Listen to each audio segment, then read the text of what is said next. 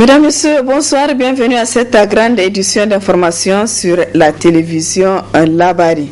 Nous débutons ce journal par cette pensée particulière à l'endroit des acteurs de la société civile détenus dans différentes prisons civiles de Tillabéri et Zander.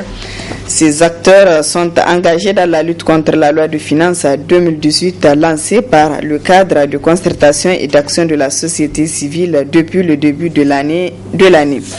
Il s'agit de Ali Idrissa du Rotab, incarcéré à Filengue, Nou Arzika, détenu à Tillabéri du mouvement MPCR, Moussa Tchangari de l'association alternative Espace Citoyen à la prison civile de Walam, Maître Lurwana du MPCR à la prison de Daïkaina.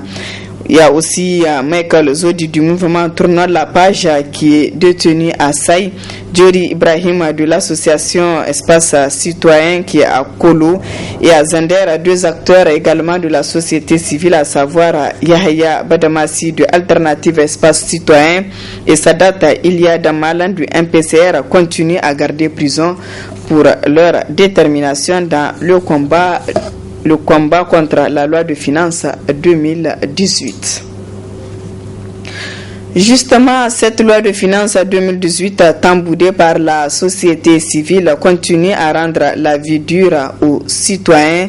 En effet, le gouvernement vient d'imposer la TVA sur les produits de première nécessité, ce qui va du coup augmenter le prix de ces produits. Le reportage est de Ismaël Moumouni et Sadou Demi. Les consommateurs vont devoir dépenser davantage pour s'en procurer des produits de première nécessité qui vont subir une hausse de prix compte tenu de la TVA infligée à ces produits par le gouvernement malgré la cherté de la vie. Les conséquences à moyen terme, c'est la hausse des prix de produits de consommation, donc l'impact direct de l'application de toutes les taxes nouvelles qui ont été en tout cas imposées, sinon qui ont été introduites dans la loi des finances 2018. Ça va concerner essentiellement les produits de première nécessité, à savoir le lait, la farine de blé, à savoir la farine de mil ou la farine de maïs, qui ne sont pas des produits d'origine, certainement d'origine de la zone du UEMOA ou CEDEAO, et l'huile de table, en tout cas tous les produits cités dans les nouvelles dispositions de la loi des finances et qui ont été taxés à hauteur de l'ordre de 5% pour certains et au-delà pour d'autres. Ça veut dire quoi? Ça veut dire que le stock qui est disponible, s'il y a un suivi véritable des autorités, et dès qu'il s'épuise, on va constater une nette hausse des prix des produits de consommation, donc l'impact de l'application de cette TVA ou de ces taxes-là. Une mobilisation autour des acteurs défenseurs des droits des citoyens s'avère nécessaire afin de contraindre les autorités de revenir cette décision qui risque de tordre le cou des consommateurs. On ne peut pas faire grand-chose au-delà de ce que le mouvement citoyen est en train de faire, puisque c'est dans le sens de réduire le coût de la vie que tout ce mouvement est fait. Et je pense que même les autorités ont compris s'il y a un petit retard dans la mise en œuvre de cette nouvelle disposition. Mais tout ce que nous pouvons dire aux consommateurs, c'est d'être très prudents. Il ne faut pas que nous-mêmes, à travers nos comportements, qu'on accompagne le renchérissement des produits de consommation, parce que souvent c'est nos comportements qui font ça. Et faisons en sorte qu'il y ait de la solidarité entre nous-mêmes. Là, nous ne pouvons que soutenir de façon systématique et globale le mouvement qui est en cours, le mouvement citoyen. Donc, pour que l'État puisse écouter le cri de cœur de la population, le souhait en tout cas des organisations de la société civile de façon globale pour que les produits soient accessibles, disponibles en quantité suffisante sur le terrain afin qu'il y ait un épanouissement dans la consommation. L'Association de défense des droits des consommateurs ADDC Wadata invite le gouvernement à revenir sur cette décision, mais surtout de réfléchir à plusieurs reprises avant de prendre des décisions impopulaires qui peuvent nuire au développement de la population. Le président de l'Assemblée nationale a reçu cet après-midi à son cabinet le rapport d'enquête parlementaire sur la crise à l'université de Niamey.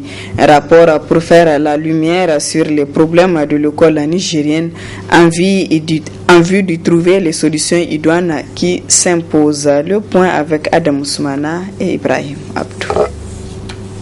Ce geste marque la remise officielle du rapport de l'enquête parlementaire sur la crise à l'université de Niamey au président de l'institution. Une enquête conduite par un groupe de 10 parlementaires, tous bords confondus. Nous avons été investis d'une mission, on l'a terminée. Nous avons en tout cas le sentiment de soulagement pour nous être acquittés du mandat qu'on nous a donné. Pour le reste, il appartient au bureau de l'Assemblée et à la plénière de décider si on doit dire davantage ou pas. Pour l'heure, donc, nous sommes salués. 40 jours ont permis aux membres de cette commission de rencontrer les différents acteurs concernés. Nous avons, dès le départ, réalisé qu'on ne peut pas parler de la crise à l'université sans vraiment regarder ce qui se passe dans l'ensemble du système éducatif nigérien. Et c'est ça qui nous a amené à organiser 34 auditions. Le milieu universitaire, les membres du gouvernement en charge du secteur de l'éducation, les partis politiques, les syndicats, les organisations de la société civile, bien entendu, les étudiants, les enseignants, chercheurs. Donc là, c'est toute cette frange, je dirais, concernée directement ou indirectement par les questions de l'enseignement supérieur que nous avons rencontré. Nous nous réjouissons en tout cas d'avoir eu, j'allais dire, la pleine adhésion de tous à cette préoccupation-là. Et vraiment, on a été agréablement surpris de constater que en fait, la population nigérienne, je dirais, dans son ensemble, est d'accord qu'il est grand temps qu'on mette fin à ces crises qui ne finissent pas pour que notre système éducatif reprenne le chemin de l'excellence. Gageons que les recommandations contenues dans ce rapport soient à même de mettre définitivement fin aux crises qui secouent l'école nigérienne en général et l'université Abdou Moumouni de Niamey en particulier. Les examens du brevet d'études du premier cycle BEPC session de juin 2018 ont pris fin ce matin avec l'épreuve de SVT. À la grande satisfaction des candidats que notre équipe a rencontrés ce matin, des candidats qui restent optimistes. Le reportage est de Nafisa Hassan et Ibrahim Abdou. Entamées depuis le 26 juin, les épreuves du brevet d'études du premier cycle BEPC session 2018 a pris fin ce matin avec l'épreuve de sciences de la vie et de la terre. Malgré quelques épreuves difficiles, les candidats demeurent optimistes. Vraiment, cette année, les épreuves étaient faciles. Mais juste l'histoire géo, j'ai eu un peu de difficulté en histoire géo, plus précisément en histoire, parce qu'ils ont amené des questions un peu lourdes en français. Les épreuves se sont bien passées pour celui qui a pris les leçons. Quant au sujet, c'est seulement un peu ce que j'ai eu des petites difficultés, mais ça va aller. Les épreuves, ça s'est bien passé. Pas mal du tout. Je suis optimiste parce que c'est en histoire géo seulement que j'ai eu des difficultés. Les épreuves se sont bien déroulées, comme atteste le président du jury 50 situé dans l'enceinte du CEG Kwarakano Nord. Les épreuves se sont déroulées normalement, du début jusqu'à la fin. Les difficultés ne manquent pas, mais seulement on a eu à les surmonter grâce à Dieu. Malgré les perturbations rencontrées durant l'année académique 2017-2018, les examens se sont bien déroulés. Alors bonne chance à tous les candidats, tout en espérant que les résultats de cette année seront supérieurs à celles des années précédentes. Lancement ce jour 28 juin à l'hôpital général de référence de Niamey de la campagne de cardiologie interventionnelle et de neurochirurgie par des équipes médicales chinoises et de remise de 2 dons de matériel médicaux et de médicaments chinois. C'était en présence du ministre de la Santé publique, Dr Idi Iliassou. Le compte rendu. C'est par cette signature des actes de don qu'a débuté cette cérémonie de réception couplée au lancement du projet d'intervention de la chirurgie cardiaque et neurochirurgie à l'hôpital général de référence de Niamey. Ce projet vise à élargir les échanges et la coopération sino-nigérienne dans le domaine de la santé. Chaque année, selon le protocole d'accord signé entre nos deux gouvernements, relatif à l'envoi par la Chine des missions médicales au Niger, le gouvernement chinois fournit au Niger, sous forme de dons, un lot de matériel médical. Ce qui montre la continuité de la politique d'aide chinoise à l'égard du Niger, surtout dans le domaine de la santé publique, tandis que le projet d'intervention chirurgicale fait preuve de la créativité de la dite politique. En tant que nouvelle mesure prise par le gouvernement chinois sous le thème de la construction de la communauté de destin, ce projet est pour but d'élargir les échanges et de coopération sino-nigérienne dans le domaine de la santé. Ce 20e appui d'une valeur de plus de 150 millions de francs CFA démontre l'intérêt que la Chine accorde au bien-être de la population nigérienne. Aujourd'hui, nous réceptionnons 2 dons de médicaments consommables et matériels médicaux par la République populaire de Chine, dont le premier don composé des médicaments consommables et matériels médicaux amené par la 20e mission médicale chinoise. C'est dire que c'est la 20e fois que le Niger reçoit ce genre d'appui, car chaque équipe arrive et amène avec elle un important lot de médicaments. Quant au second don, il est destiné à la campagne de neurochirurgie et de la cardiologie interventionnelle pour le compte du jumelage hospitalier entre l'hôpital général de référence de Niamey et l'hôpital de la région autonome de Gouinchi. Ce don est constitué des consommables et matériels nécessaires pour les 2 domaines d'intervention cités. Ces différents gestes illustrent tout l'intérêt que la Chine accorde au bien-être de la population nigérienne. La campagne de neurochirurgie et de la cardiologie interventionnelle qui vient d'être lancée et qui durera 4 jours soulagera de nombreuses familles nigériennes. Vous avez vu au niveau du bloc de la radiologie, ils ont commencé déjà avec la chirurgie interventionnelle pour les cas de cardiologie et pour la neurochirurgie. Et donc nous n'avons pas beaucoup de malades qui vont être intéressés par l'interventionnel, mais nous allons opérer. Les experts qui sont là vont procéder, même s'ils se sont préparés pour l'interventionnel, ils ne vont faire que pour 2 malades. Parce que nous avons des tumeurs. Il y a des tumeurs cérébrales qui sont tellement vascularisées.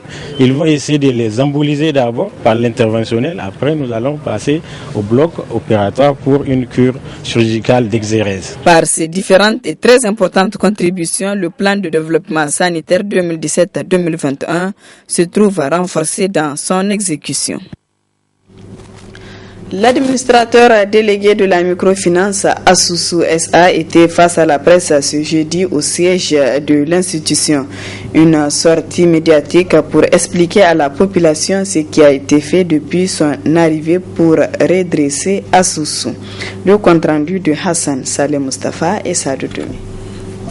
Moins de 2 mois après sa prise de service à la tête de la microfinance Asusu SA, l'administrateur délégué fait le point à mi-parcours de ce qui a été fait relativement aux objectifs qu'il s'est fixés, qui sont au nombre de 3, à savoir prendre des mesures urgentes pour faire le diagnostic, élaborer un plan d'affaires et de recherche de financement et renforcer le capital de l'institution. Quand nous sommes arrivés, la trésorerie de l'institution à Niamey était de 8 millions de francs CFA dans les banques et de 650 000 francs CFA dans les caisses. Il est à préciser que sur les 650 000 francs CFA, il n'y a que 150 000 francs CFA qui étaient utilisables. Le reste, c'est-à-dire près de 450 000 ou 400 ou 500 000 francs CFA, était composé de billets mutilés. Autant dire qu'on ne peut pas les utiliser, encore moins les donner au public. Les salaires d'avril, on était le 7 mai, ces salaires n'étaient pas complètement payés. Nous avons complété les salaires le 11 mai. Alors on a constaté que depuis le début de l'année 2017, les fournisseurs n'étaient pas payés. Systématiquement, ces montants non payés atteignent près de 180 millions de francs CFA. Dans le même temps, les échéances d'emprunt au niveau des banques et autres institutions financières également n'étaient pas payées. Nous avons également un endettement excessif. À l'heure actuelle, l'encours est de 9 milliards, mais en brut, sur toute la période, ils ont emprunté près de 20 milliards auprès du système bancaire. Les dépôts à vue étaient de l'ordre de 3 milliards. Vous avez un endettement de 9 milliards. Vous avez des DAT de 10 milliards. Vous avez des dépôts à vue de 3 milliards. Ça fait au total 22 milliards. En face de cela, vous avez des crédits qui ont été faits, qui totalisent à peu près 14 milliards. Il y a une différence de l'ordre de 8 milliards, qui sont tous dans des comptes d'attente. On devrait s'attendre, dans une situation comme celle-là, à avoir en trésorerie un montant important. Mais alors, la question qui vient tout de suite à l'esprit, c'est comment on est arrivé là? Certes, la microfinance Asusu SA est dans des difficultés, mais l'administrateur délégué rassure les clients. Maintenant, ce qu'il faut dire, c'est que ce n'est pas désespéré parce que nous avons des soutiens, parce qu'il y a quand même des atouts. Asusu a des atouts. Asusu est étendu sur le territoire national. Asusu fait partie d'un réseau de SFD. Asusu a des partenaires qui sont des partenaires au plan national, mais des partenaires au plan international. Elle est associée en relation avec des établissements financiers, des organismes comme la BOAD, comme d'autres, le FAGAS, le FSA, etc. Et puis d'autres partenaires bilatéraux. Elle ne peut pas faillir. Tout le monde doit venir ensemble pour sauver Asusu. Nous sommes au devant, mais nous ne pouvons pas réussir seuls. C'est là où je lance un appel à l'État d'abord. L'État doit soutenir Asusu. Comment? En simplement appuyant toutes ces initiatives de recherche de financement. Pour cela, nous avons dit que l'État pourrait faire par exemple une lettre de confort, éventuellement avec des inscriptions budgétaires, pour nous permettre évidemment d'avoir des fonds. Et ces fonds-là peuvent être obtenus. Selon l'administrateur délégué d'Asusu SA, la gestion de cette institution bancaire est chaotique sous le règne de l'ancienne équipe. Une gestion caractérisée par plusieurs manquements qui ont agenouillé la microfinance. C'est pourquoi Bachir Amadou demande la collaboration de tous les agents pour redresser Asusu SA dans l'intérêt de tous. Ouverture ce matin au Palais de Congrès d'un atelier de plaidoyer et de dissémination du guide d'orientation et de référence du relais communautaire du développement au Niger. Un atelier organisé par l'Agence nigérienne du volontariat pour le développement sous le leadership du ministère du développement communautaire et de l'aménagement du territoire avec l'appui financier et technique de l'UNICEF. Le compte rendu de Nafis Yahya et Halidou Bourema. Cet atelier qu'organise l'Agence nigérienne du volontariat pour le développement ANVD sous le leadership du ministère du développement communautaire et de l'aménagement du territoire rentre dans le cadre de la diffusion du guide d'orientation et de référence sur le relais communautaire de développement au Niger. Cette étape marque l'aboutissement d'un long processus participatif conduit par les différents ministères sectoriels, ONG et organismes internationaux et nationaux utilisateurs des relais communautaires sous le leadership de mon département ministériel. L'objectif de ce cadre de réflexion était de faire des propositions au gouvernement pour organiser une utilisation des relais communautaires dans tous les secteurs à vue d'une réglementation. Le document objet du présent atelier, fruit d'un long processus participatif et de capitalisation des expériences des ministères sectoriels, comprend 3 principales parties. Cet atelier, qui constitue l'une des activités de la feuille de route de mise en œuvre du guide, est l'occasion de plaidoyer et de partage du document. Il précise l'ancrage institutionnel du relais communautaire, les critères de son recrutement et de sa motivation, de la pérennisation et le suivi et évaluation de ses actions. Également, ce serait le lieu pour les participants de s'approprier le guide et d'en faire dorénavant le seul document fédérateur de toutes les interventions de développement via le relais communautaire. Prenant la parole, le directeur général de l'ANVD et le représentant de l'UNICEF ont tour à tour rappelé le rôle important que jouent les relais communautaires dans le cadre du développement de notre pays. Au Niger, plusieurs structures communautaires sont fonctionnelles et jouent un rôle actif dans des séries de programmes liés aux services sociaux de base et qui engagent toute une panoplie d'organisations à base communautaire dont des groupements de jeunes et de femmes, des leaders religieux et coutumiers, ainsi que des praticiens. Permettez-moi de saisir cette occasion pour saluer l'engagement de ces relais communautaires qui sont au quotidien au front et qui font la différence sur le terrain. Leurs prestations et leurs services ont permis de garantir l'accès aux soins des femmes, des enfants et des adolescents qui ne sont pas couverts par les services de santé. Je voulais, avant de terminer, remercier l'ensemble des participants d'avoir honoré de leur présence à cet atelier pour que nous puissions tous partager ces moments importants de reconnaissance de ce que font les relais communautaires dans nos villages et dans nos villes. À noter que cet atelier, qui a vu la participation de toutes les parties prenantes, a bénéficié de l'appui technique et financier de l'UNICEF. Le quotidien privé d'information générale, le matinal, a soufflé hier sa première bougie. Un anniversaire qui a été célébré au siège du journal en face de la cour d'appel de Niamey en présence de nombreux invités. Le résumé avec Adam Soumana et Ibrahim Abdou. Paraître au quotidien n'est pas l'apanage de tout journal dans le paysage médiatique nigérien, notamment dans la presse privée, compte tenu de plusieurs facteurs. Un défi que le quotidien Le Matinal a pu relever grâce à une équipe dynamique animée par l'amour du travail, en répondant toujours présent dans les kiosques pour les besoins d'information des Nigériens. Ainsi, la présente cérémonie vise non seulement à célébrer cette prouesse d'une année d'existence, mais aussi à rassurer davantage les lecteurs quant à la poursuite dans la même lancée. Le journal qui vous accueille aujourd'hui pour son premier anniversaire est assurément le fruit d'une témérité et d'une passion des hommes et des femmes qui l'animent. Cette jeune équipe composée de 12 agents, dont des collaborateurs externes, se démène jour et nuit pour assurer sa régularité dans les kiosques. Dans un environnement dominé par la politique à outrance, le manque de soutien de l'État aux entreprises de presse et où obtenir la publicité est une affaire de copinage. Faire paraître au quotidien un journal d'information générale est un grand défi. C'est le lieu pour moi ici d'appeler à l'application effective de la loi sur la publicité qui constituera assurément le moyen pour la presse nigérienne de sortir de la précarité et de l'instrumentalisation dont elle fait l'objet. Cet anniversaire me donne l'occasion de réaffirmer au nom de toute l'équipe rédactionnelle et du directeur de publication notre engagement à maintenir la ligne que nous nous sommes donnée, celle de privilégier, au-delà de nos sensibilités et de nos perceptions, les faits, rien que les faits.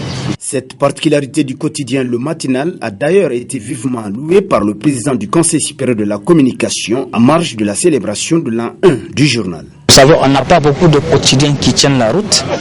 Et pour moi, 365 jours pour un quotidien, c'est déjà beaucoup, c'est très bien. Et on ne peut qu'encourager le Matinal. C'est un journal que personnellement je lis avec plaisir parce qu'il traite de l'information, il traite beaucoup des faits et non des commentaires. Parce que c'est très important en matière de traitement de l'information. Les faits, on permet en tout cas au lecteur de se faire sa propre opinion par rapport à l'information, à son traitement. Et c'est là-dessus que vraiment je félicite et j'encourage le Matinal. Maintenant, il ne faut pas baisser la garde, il faut continuer dans la lancée pour qu'on fasse l'an 1, l'an 2, l'an 3, etc., etc. Bon vent au quotidien Le Matinal qui, malgré son jeune âge, constitue une référence dans la presse écrite nigérienne. Lisez alors Le Matinal pour mieux vous informer. Voilà, mesdames, messieurs, ici prend fin ce journal. Merci à vous de l'avoir suivi et excellente soirée en compagnie du programme de la télévision Labari.